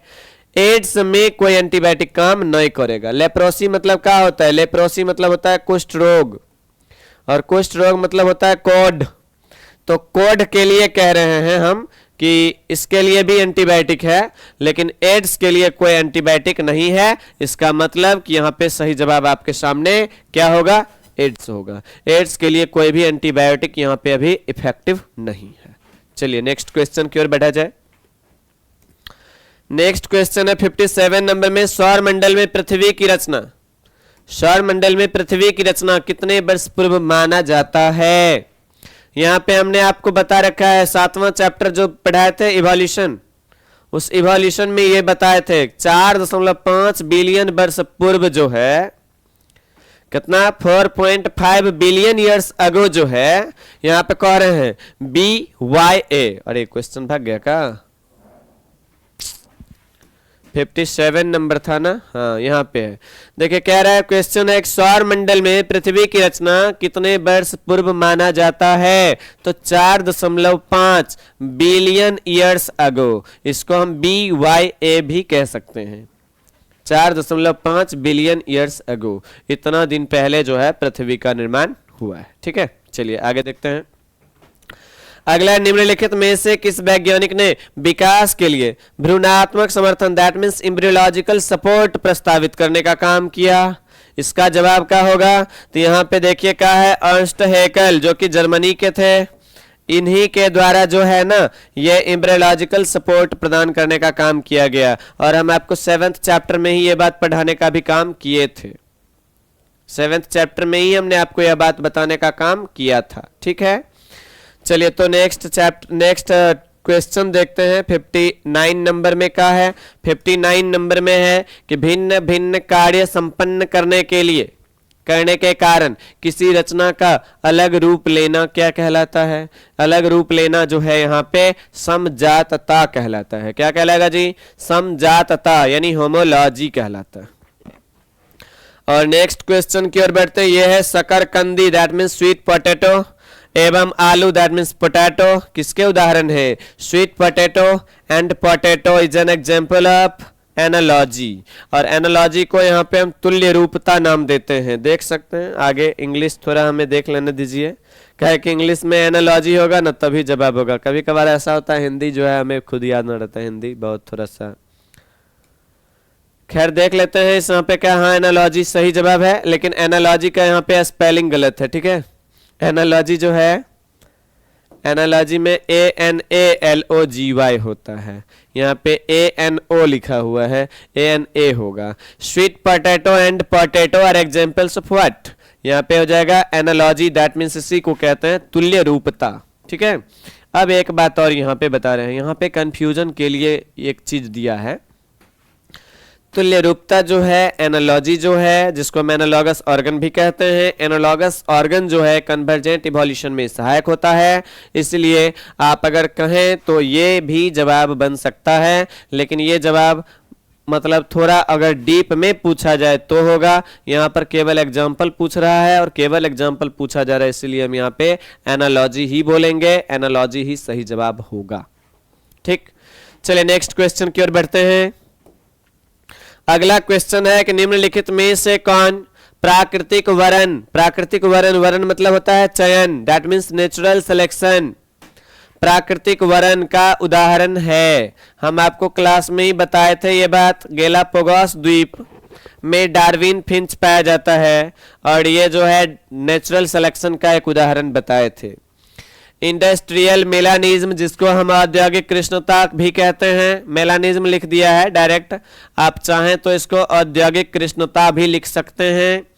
ये बताए थे कि एक कीट पर प्रयोग किया और उस कीट का नाम क्या था, बिस्टन बिटुलारिया। ये भी क्वेश्चन पूछा जाता रहा है, तो कह रहे हैं बिस्टन बिटुलारिया पर प्रयोग किया, ये भी नेचुरल सिलेक्शन का उदाहरण है। इसके बाद कह रहे हैं antibiotic resistance, antibiotic resistant bacteria है, और इसके बाद है इनमें से सभी। इसका मतलब इसका जो जवाब है प्राकृतिक चयन का उदाहरण जो पूछा जा रहा है, इसका सही जवाब होगा इनमें से सभी। क्या होगा जी, इनमें से सभी, इसका मतलब उपर्युक्त सभी। बोलिए कोई दिक्कत? अगला क्वेश्चन है किस बॉन्ड के द्वारा नाइट्रोजनस बेस पेंटोज शुगर के साथ जुड़ता है। कहने का मतलब हम बताए थे आपको ऐसे, एक पेंटोज शुगर है, मान लीजिए carbon number 1, carbon number 1, carbon number 2, carbon number 3, carbon number 4, carbon number 5, एक के साथ बोले रहे थे क्या जोड़ा जाता है भाई, एक के साथ जोड़ा जाता है पेंटोज शुगर। पेंटोज शुगर यहां पर लिखा ना, तो कह रहा है कि पेंटोज शुगर में मान लीजिए एडेनिन को जोड़ रहे हैं, या फिर गुआनिन को जोड़ रहे हैं, या फिर मान लीजिए साइटोसिन को जोड़ रहे हैं, या फिर मान लीजिए थायमिन को जोड़ रहे हैं, या मान लीजिए यूरासिल को जोड़ रहे हैं। तो आखिर यहाँ पे बॉन्ड का नाम क्या है? इस बॉन्ड का नाम हम आपको बताए थे एन ग्लाइकोसिडिक बॉन्ड होता है। क्या होगा? एन ग्लाइकोसिडिक बॉन्ड होगा। यहाँ पे अगर कह देगा कि इसके साथ फॉस्फेट को जोड़ रहे हैं, फॉस्फेट को जोड़ेंगे तब कौन बॉन्ड होगा? तब हो जाएगा फॉस्फोडाइस्टर बॉन्ड। यहाँ पे लिखा हुआ है फॉस्फोडाइस्टर बॉन्ड, तब होगा। यहाँ पर केवल कह रहा है नाइट्रोजनस बेस को शुगर के साथ जोड़ रहे हैं, इसीलिए जवाब हो जाएगा एन ग्लाइकोसिडिक बॉन्ड। बोलिए कोई दिक्कत? और एक बात बताइए, यहाँ पे ब्रश क्लीन हो गया, चलिए ठीक। यहां पे हम आपको एक बात और कह दे रहे हैं, इसी में हम एक बात और कह रहे हैं कि जैसे मान लीजिए ये है एक शुगर, ठीक है, पेंटोज शुगर है, इसके साथ मान लीजिए कि एक कोई हम बेस को जोड़ रहे हैं, नाइट्रोजनस बेस को जोड़ रहे हैं। तो अभी आप जो ये स्ट्रक्चर देख पा रहे हैं, इसे क्या बोलेंगे भाई? इसे बोलेंगे न्यूक्लियोसाइड। क्या बोलेंगे इसको? इसको जो है न्यूक्लियोसाइड कहेंगे। हाँ, इसके साथ अगर फॉस्फेट भी जोड़ दीजिएगा ना, तब एक नाम चेंज हो जाएगा। क्या नाम हो जाएगा इसका? तब इसका नाम हो जाएगा न्यूक्लियोटाइड। ठीक है, तब इसका नाम बदल जाएगा और इसका नाम बदल के हो जाएगा न्यूक्लियोटाइड। चलिए अगला है कौन थायमीन है। थायमीन कह रहा है ना, हाँ बहुत अच्छा जी। थायमीन किस में होगा, डीएनए में कि आरएनए में? बताओ जी। तो थायमीन जो होता है ये डीएनए में होता है, और डीएनए में होगा तो इसको कहेंगे 5 मिथाइल यूरासिल। यूरासिल में 5वें नंबर के कार्बन से मिथाइल ग्रुप को जोड़ दोगे, यही हो जाएगा थायमीन। तो थायमीन यहाँ पर क्या है? 5 मिथाइल यूरासिल है। 5 मिथाइल यूरासिल का ही दूसरा नाम जो है थायमीन है। ठीक है, चलिए नेक्स्ट क्वेश्चन की ओर बढ़ा जाए। ये सब क्वेश्चन एकदम किताब मतलब जब हम चैप्टर पढ़ा रहे थे ना, उस टाइम पूरा डिटेल्स में पढ़ाए थे। देखिए ये है 64 नंबर में, आरएनए की तुलना में डीएनए ज्यादा स्टेबल है। क्यों? DNA is more stable compared to RNA because thymine is present in place of uracil. Okay, ये बात सही भी है। डीएनए में यूरासिल की जगह क्या होता है भाई? थायमीन होता है, सही बात। दूसरा कि डीएनए में डीऑक्सीराइबोज शुगर है, ये भी बात सही है। तीसरा बात डीएनए मरम्मत की प्रक्रिया उपस्थित है, DNA repair mechanism is present, ये भी सही है। इसका मतलब क्या हो जाएगा इसका जवाब जो है यहाँ पे इनमें से सभी हो जाएगा, ऑल ऑफ द एबव। ठीक है, चलिए 65 नंबर का जो क्वेश्चन है यहाँ पे ये है कि निम्नलिखित में से कौन एंजाइम डीएनए के डिसकंटिन्यूअस रूप से संश्लेषित खंडों को जोड़ने का काम करता है? आज भी बताए हैं क्लासरूम में हमने ये बात आज भी बताया कि डीएनए को जोड़ना है, जोड़ने के लिए जिस एंजाइम का प्रयोग करेगा उस एंजाइम को कहते हैं लाइगेज। क्या बोलेंगे जी? इसको लाइगेज कहते हैं। इसका जवाब डीएनए लाइगेज होगा। ठीक है, चलिए नेक्स्ट क्वेश्चन 66 नंबर देखते हैं क्या है। 66 नंबर में यह है कि निम्नलिखित में से किसके अनुलेखन के लिए आरएनए पॉलीमेरेज 3 जिम्मेदार नहीं है? अब देखिए यहाँ पे कह रहा है ट्रांसफर आरएनए, इसको शॉर्ट में क्या बोलते हैं? टीआरएनए। ठीक, दूसरा कह रहा है SR RNA, SR small ribosomal RNA, और इसके बाद है स्मॉल न्यूक्लियर आरएनए, और इसके बाद है राइबोसोमल आरएनए। यहाँ पे सही जवाब जो है ना ये हो जाएगा राइबोसोमल आरएनए। राइबोसोमल आरएनए को कोड करने के लिए, अनुलेखन के लिए, ट्रांसक्रिप्शन के लिए आरएनए पॉलीमरेज 3 रिस्पॉन्सिबल नहीं है। 67 नंबर क्वेश्चन है कि निम्नलिखित में से कौन नियम एक संकरीय संकरण के प्रयोग के आधार पर नहीं है? एक संकरीय संकरण के आधार पर हम बताए थे 2 नियम दिया गया, एक है लॉ ऑफ डोमिनेंस, दूसरा है law of segregation. Law of independent assortment जो स्वतंत्र अव्यूहन का नियम जो है ये बताए थे कि द्विसंकरीय संकरण के आधार पर प्रतिपादित नियम है। इसका मतलब इसका सही जवाब जो है सी ही होगा। ठीक है, चलिए नेक्स्ट क्वेश्चन की ओर बढ़ा जाए जी। 68 नंबर क्वेश्चन क्या कह रहा है? क्वेश्चन है संतति का रुधिर वर्ग O है। दैट मीन्स यहाँ पे एक बना लेते हैं कंडीशन, बच्चा है, एक बच्चा में ब्लड ग्रुप है O, तो कह रहा है उसके माता पिता का ब्लड ग्रुप क्या हो सकता है? तो मान लीजिए एक बगल कह रहे हैं यहाँ पे कि माता है, एक बगल पिता है, एक बगल मान लीजिए माता है। अब कह रहा है O एवं A हो सकता है, क्यों नहीं हो सकता है? अगर मान लीजिए पिता का यहाँ पे माता पिता है ना, ठीक है, माता पिता है, तो माता पिता है इसलिए हम क्या कर रहे हैं यहाँ पे पहले एक बच्चा बना लेते हैं। बच्चा का ब्लड ग्रुप क्या कह रहा है? O है। कह रहे हैं इस बच्चा का माता है, माता ये, और बच्चा का पिता ये। अब कह रहा है माता का ब्लड ग्रुप O है, तो O ग्रुप है तो यहाँ पे IO होगा, और बाप का ब्लड ग्रुप, पिता का ब्लड ग्रुप क्या है? IA या IA यही हो सकता है। अब देखो इसमें IO है, इसमें भी IO है, I दोनों जब मिलेगा तो बच्चा का ब्लड ग्रुप तो ऑलरेडी IO होगा, और जब IO होगा तो बच्चा का ब्लड ग्रुप क्या होगा? O होगा। इसी तरह से फिर O एवं O, यानी ये भी हो सकता है, O इसका भी है, O इसका भी है। इस कंडीशन में बच्चा का ब्लड ग्रुप पॉसिबल है O ही होगा। O B है, ये भी होगा। यहाँ पे B मान लीजिए, यहाँ पे B मान लीजिए, यहाँ पे O मान लीजिए। इसका मतलब बच्चा का ब्लड ग्रुप तब O संभव है जब माता पिता का ब्लड ग्रुप OA या OO या OB होगा। ठीक है, यह चीज हम आपको 5वां चैप्टर में बता चुके हैं। आप खुद जो है इसको बनाने का काम करें, प्रैक्टिस का चीज है ये। अगला निम्नलिखित में कौन XO प्रकार का लिंग निर्धारण का उदाहरण है? XO टाइप का लिंग निर्धारण किस में होता है? बताए थे आपको, खटमल जवाब होगा, तिलचट्टा जवाब होगा, ग्रास हॉपर यानी कि टिड्डा जवाब होगा, और यहाँ पे हम देख पा रहे हैं ऑप्शन में क्या है? टिड्डा है, स्तनपायी है, मनुष्य है, मधुमक्खी है। क्या जवाब होगा? तो यहाँ पे जवाब हो जाएगा टिड्डा। ठीक है, तो यहाँ पे टिड्डा आपका सही जवाब है। 69 नंबर खत्म। अगला एक क्वेश्चन है, ऑब्जेक्टिव में 70 क्वेश्चन रहता है जी, और यहाँ पे 69 क्वेश्चन हमने आपको बताया है। अगला क्वेश्चन जो है, निम्नलिखित में कौन क्लाइनफेल्टर सिंड्रोम का कारण है? क्लाइनफेल्टर सिंड्रोम में हम कह रहे थे कि 44 प्लस एक एक्स, दूसरा एक्स, तीसरा वाई, एक्स एक्स वाई गुणसूत्र देखने को मिलता है। आप देख पा रहे मेल में होना क्या चाहिए, मेल में होना चाहिए 44 प्लस एक्स वाई होना चाहिए, लेकिन यहाँ पे एक एक्स तो एक्स्ट्रा न है, तो जब एक एक्स एक्स्ट्रा है तो यहाँ पर क्या कहेंगे, एक्स क्रोमोसोम की अतिरिक्त प्रति, यही इसका कारण है भाई। और इसी के कारण से जो है यहाँ पे क्या हो रहा है, तो क्लाइनफेल्टर सिंड्रोम हो रहा है।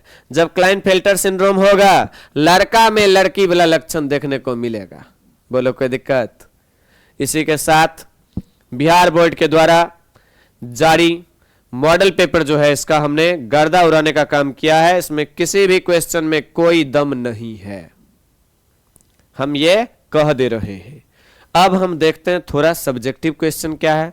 अब सब्जेक्टिव क्वेश्चन का पूरा आंसर लिखेंगे नहीं, पूरा आंसर बताएंगे नहीं, लेकिन भाई कौन पढ़ाए कौन नहीं पढ़ाए, किसमें हम क्या मतलब बताएं, क्या जवाब हो सकता है, एक बार जवाब देख लेते हैं। ठीक, चलिए तो आगे जो है क्वेश्चन दिखाते हैं आपको क्या है।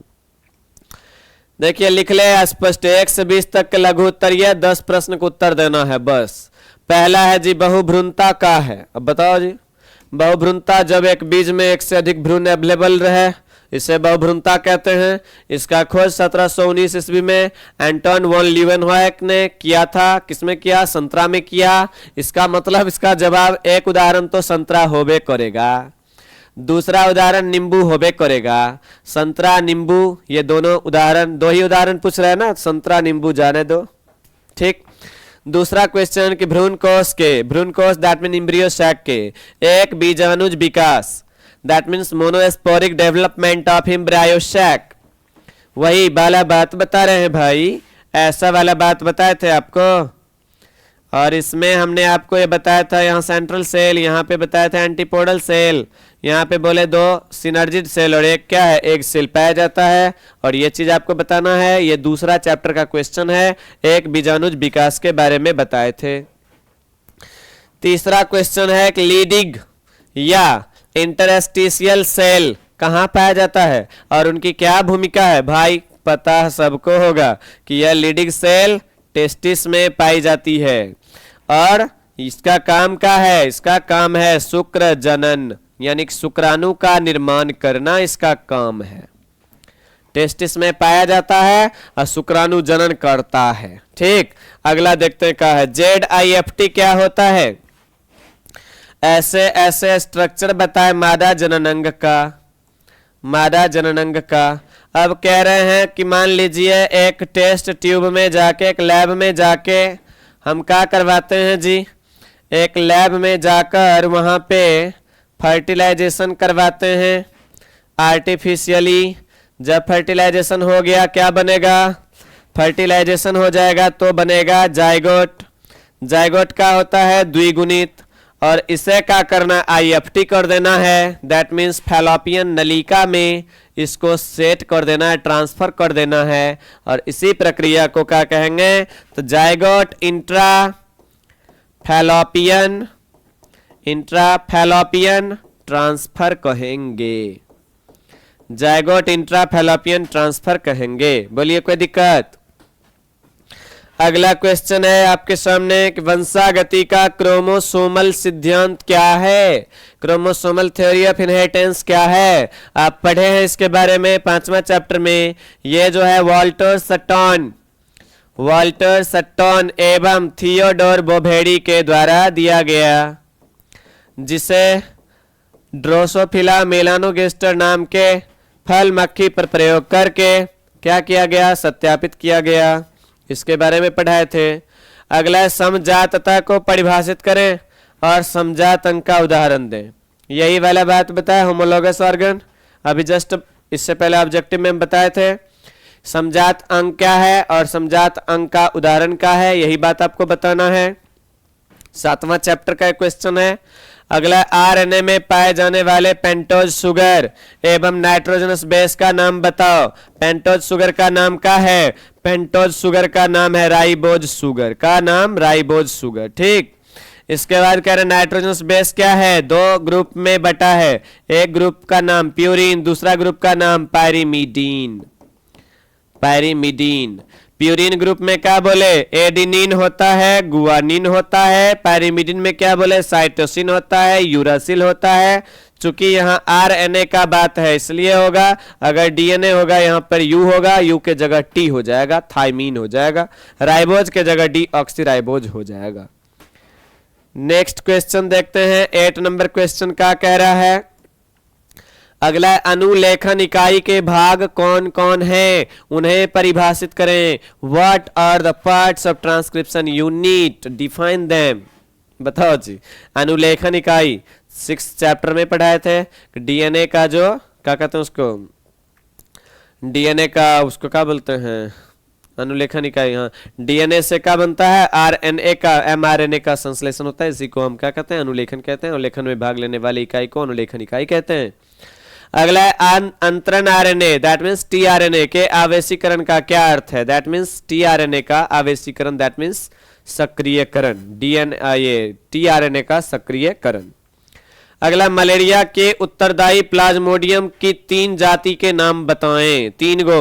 अब बताओ जी, ऑब्जेक्टिव क्वेश्चन जब पढ़ रहे थे ना उसमें 4 गो लिखा हुआ था, 3 गो पूछ रहा है, कोनो भारी बात थोड़े ना है।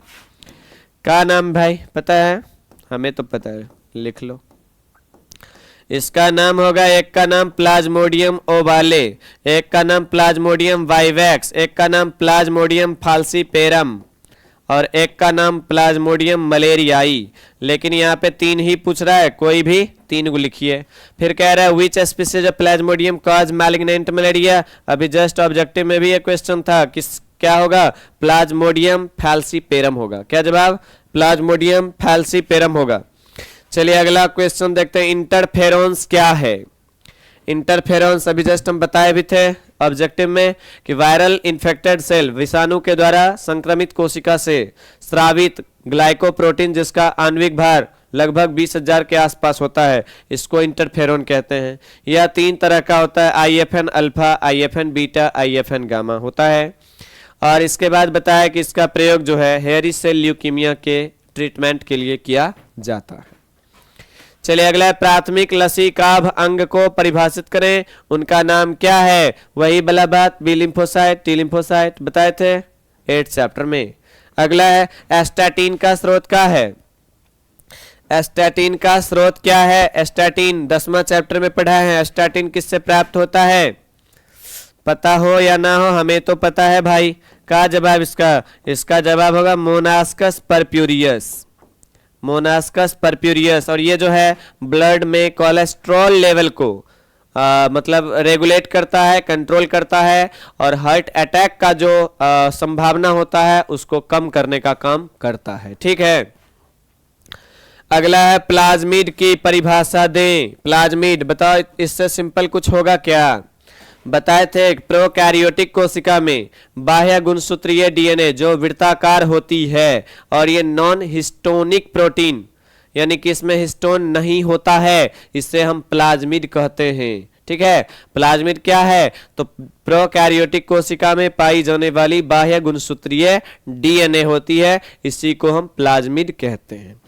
अगला है, पीसीआर का उपयोग क्या है। पीसीआर के द्वारा क्या करता है, पीसीआर के द्वारा हम बताए थे कि पीसीआर के द्वारा डीएनए को एम्पलीफाई करते हैं, डीएनए को प्रवर्धीकरण करते हैं, डीएनए को एम्पलीफाई करने का काम करते हैं। फिर कह रहा है इसमें शामिल चरणों का सिर्फ नाम लिखें, तो कह रहे थे 3 स्टेप में होता है। ये कौन कौन स्टेप में होता है, ये नाम कह रहा है, पूछने नाम बोल रहा है लिखने के लिए। बताओ जी, इतना छोटा छोटा क्वेश्चन पूछ रहा है, क्या हो जाएगा, डीनेचुरेशन। डीनेचुरेशन पहला नंबर बताए, इसका मतलब बताए विकृतीकरण।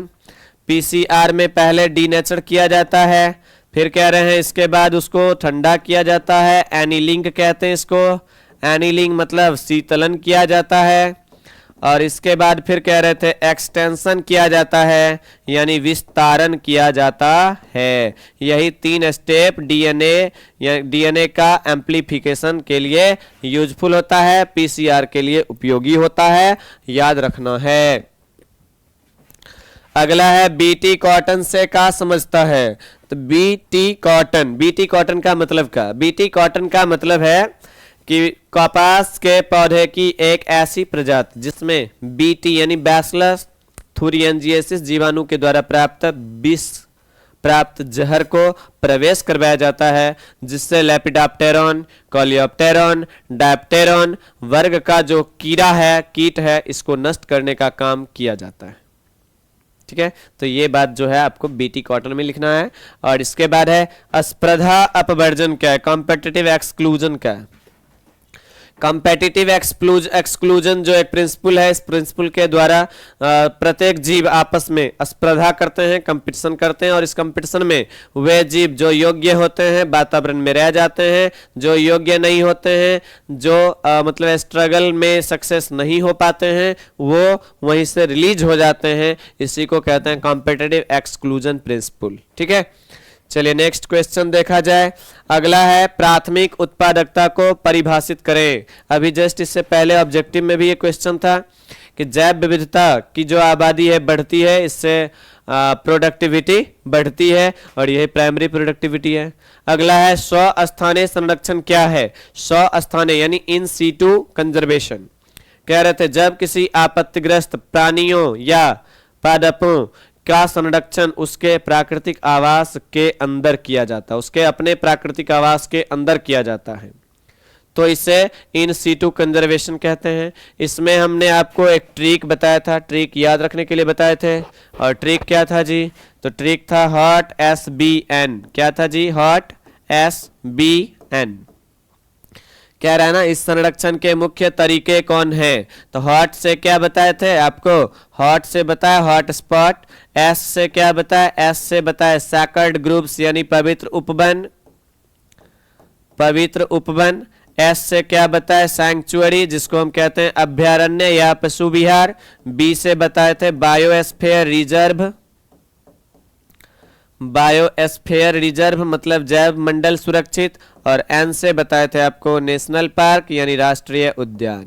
ठीक है, और ये चीज जो हमने आपको बताया था किसमें? इन सीटू कंजर्वेशन में। ओके, चलिए नेक्स्ट क्वेश्चन है रिवेट पोपर परिकल्पना क्या है? रिवेट पोपर परिकल्पना के बारे में आपको जो है बताए हैं कि रिवेट पोपर, रिवेट का मतलब का ये बोले थे जी, यहाँ पे ये जो है पॉल अर्लिच के द्वारा ये परिकल्पना दिया गया था, है ना?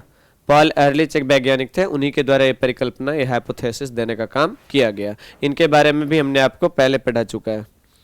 चलिए नेक्स्ट क्वेश्चन है यहाँ पे जैव विविधता। ओ माय गॉड, कहाँ भाग गया? 21 नंबर 21। हाँ, जैव विविधता की क्षति के कारण की व्याख्या करें। बताओ, इससे सिंपल क्वेश्चन तो कुछ हो ही नहीं सकता है जी। यहाँ पे 4 चीज बताए हैं। क्या क्या बताए हैं? प्राकृतिक आवास की क्षति एवं विखंडन। पहला बात बताया प्राकृतिक आवास की क्षति एवं विखंडन। दूसरा कारण क्या था? दूसरा कारण बता रहे थे यहाँ पे सह विलुप्तता। एक जीव जब विलुप्त होता है उस पर डिपेंडेंट अदर ऑर्गेनिज्म भी विलुप्त हो जाते हैं। तीसरा बताए थे क्या? तीसरा बताया विदेशी प्रजाति का आक्रमण। विदेशी प्रजाति का आक्रमण, विदेशी प्रजाति का आक्रमण। और चौथा का बताए थे आपको? चौथा बता रहे थे अति दोहन, और इन्हीं कारणों से जैव विविधता का लॉस होता है। लॉस ऑफ बायोडाइवर्सिटी का मेन कारण है। इसके बारे में हमने आपको बहुत पहले पढ़ा चुका है। ठीक है, 11th में भी आप पढ़े थे ये बात। दूसरा जीन चिकित्सा का है, बताए थे 1990 में एक 4 वर्ष की लड़की 4 years ओल्ड गर्ल पर एक एक्सपेरिमेंट किया गया। उसमें ADA एंजाइम यानी कमी पाया गया। ADA की कमी से एक जो है बीमारी होता है SCID, और इसी का इलाज जो है किया गया है जीन चिकित्सा के द्वारा किया गया। इन्हीं के बारे में पूछा जा रहा है। पहले आप जीन चिकित्सा का परिभाषा दीजिए, और उसके बाद जो है कैसे कब क्या किया गया वो बात को लिख डालना है। ये आपको 12th क्लास में पढ़ाया गया था। Role of biotechnology in medicinal field जब पढ़ा रहे थे तो उसमें हमने आपको यह बात बताने का काम किया। कह रहा है इसमें किन्हीं दो के बीच अंतर लिखना है, innate immunity, acquired immunity, active and passive immunity, और इसके बाद इंडोस्पर्म एंड पेरियोस्पर्म। इसके बारे में जो है बहुत सिंपल सा है, आप खुद से बना लेंगे। देखते हैं हम अगला 3 क्वेश्चन और बचा है, जरा उस क्वेश्चन पर डिस्कस करें। क्या है यहाँ पे? सबसे पहले जेनेटिक कोड का है। जेनेटिक कोड के बारे में बताए थे मार्शल नीरनबर्ग, जॉन मेथे एवं हरगोविंद खुराना के द्वारा दिया गया जेनेटिक कोड है। जेनेटिक कोड नाइट्रोजन बेस का एक ट्रिपलेट कोडोन है, ट्रिपलेट कोड है, और इसके बारे में हमने आपको बहुत लंबा चौड़ा विशेषता बताने का काम किया था। ये टोटल 64 होता है, ये नॉन एम्बिगस होता है, ये कॉमा लेस होता है, यही सब इसका विशेषता है। इसके बाद कह रहे हैं शुक्र जनन का वर्णन करें। ये आपके क्रैश कोर्स जो चल रहा है, आपका जो क्रैश कोर्स, उसमें भी बताने का काम किया गया है, और यहाँ पे भी बता देते शुक्र जनन क्या है। यहाँ पे हम बोले थे आपको स्पर्मेटोगोनिया होता है। क्या होता है जी? स्पर्मेटोगोनिया। इसमें समसूत्री विभाजन होता है। समसूत्री विभाजन के बाद जो है प्राइमरी स्पर्मेटोसाइट बनता है। प्राइमरी स्पर्मेटोसाइट में अर्धसूत्री विभाजन पहला बार होता है, मियोसिस फर्स्ट इसको कहते हैं। यहाँ पे एक कोशिका से 2 कोशिका बनता है, इसको सेकेंडरी स्पर्मेटोसाइट कहते हैं। पुनः यह कोशिका विभाजन करता है और यह क्या बनाता है? मियोसिस 2।